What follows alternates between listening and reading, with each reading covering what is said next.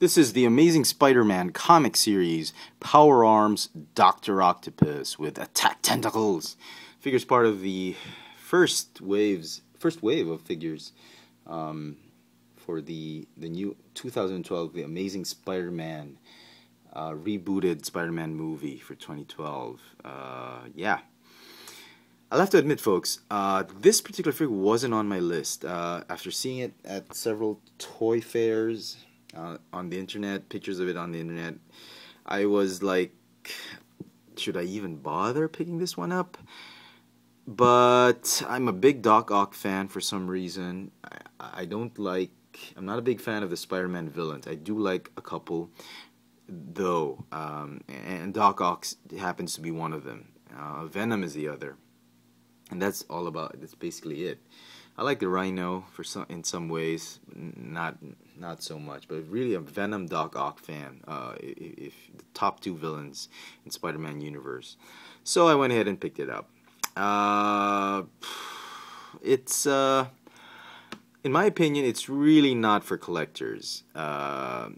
If you're a big fan of the movie, if you're a big fan of the whole Spider-Man universe, villains and whatnot, by all means pick this one up. If you're the casual Marvel Universe collector, this is a pass. You're better off saving your money on other figures. Having said that, the figure, albeit limited in a lot of ways, is still a good display figure. Playability, I'm sure kids can get a lot of imagined stories. Let their imaginations run wild with this figure, and it'll be a good play figure. Display and play figure, very nice. But as a collector figure, definitely not the best, and I wouldn't recommend getting it if you're the hardcore collector. You really appreciate the Marvel Universe, you're not gonna get a whole lot from this figure. So anyway, oops, trying to be Michael Bay. Put that away for now, just to the side. Here is the packaging. Very cool.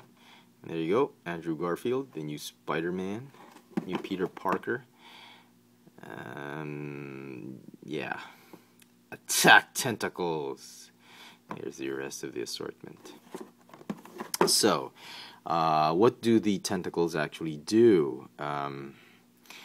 Well, the backpack is removable, and there is a button here that when you push it, goes like this. Let me face him towards you. Here are my tentacles. I have 4 of them. 4 tentacles. Can you count them? 1, 2, 3, 4. 1, 2, 3, 4. I'm sorry, I've been watching a lot of Nickelodeon and Disney Channel with Alex. But anyway, that's really the attack gimmick. I'll show you my tentacles. These are my tentacles. 4 of them. Anyway, the tentacles are posable. There is a soft, I think there is a soft wire underneath, given that usually most toys with those little tiny holes really have wires inside, and you can pose them, but not as much. They don't hold the pose that well. It's okay. On my particular figure, this particular hand or arm or tentacle had one of its fingers folded up in packaging. It is kind of a pain trying to bring it back to its original position. Some hot and cold water technique might do the trick, but if you're looking for if you're looking at several of these on the shelf, make sure you check out the tentacles and the almost said testicles. The tentacles, sorry, PG-13. The tentacles and the fingers or the arms on them. Make sure they're not folded out or what. Anyway, paint apps, absolutely brilliant. Well, the eyes could be a little bit better, but overall, very, very good paint apps. I wish the Marvel Universe assembly line would employ the paint team on these figures.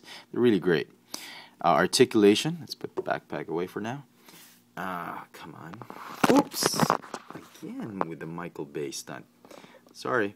Articulation, he's got a ball jointed neck, no waist swivel or upper torso articulation. He's got a ball hinge shoulder and elbow, no wrist, just a hinge hip, ball hinge knees, and no ankle articulation. I suppose, you know, you're not really going to get him into a lot of poses or ACBAs.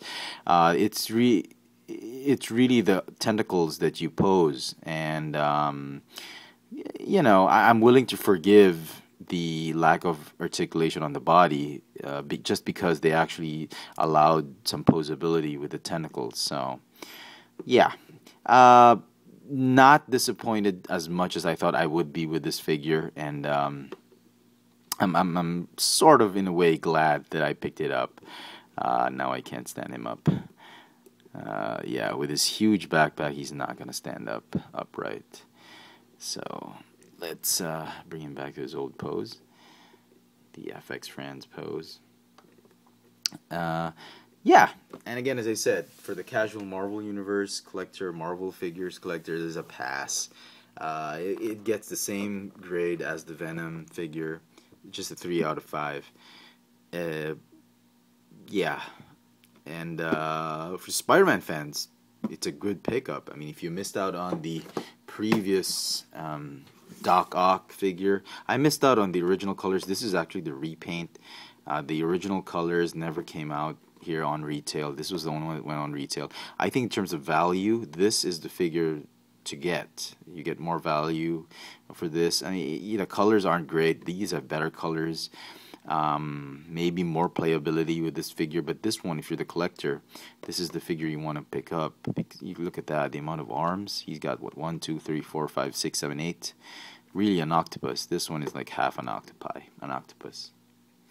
So anyway, there you go, folks. I hope you liked this video. If you did, please add it to your favorites. Click the thumbs up icon at the bottom. For my latest toy purchases and upcoming reviews, follow me on Twitter at twitter.com/fxfranz. See more of my videos. Subscribe to my other channel on YouTube, Chefatron. There you go. The Amazing Spider-Man comic series, Power Arms, Dr. Octopus. Thanks for watching.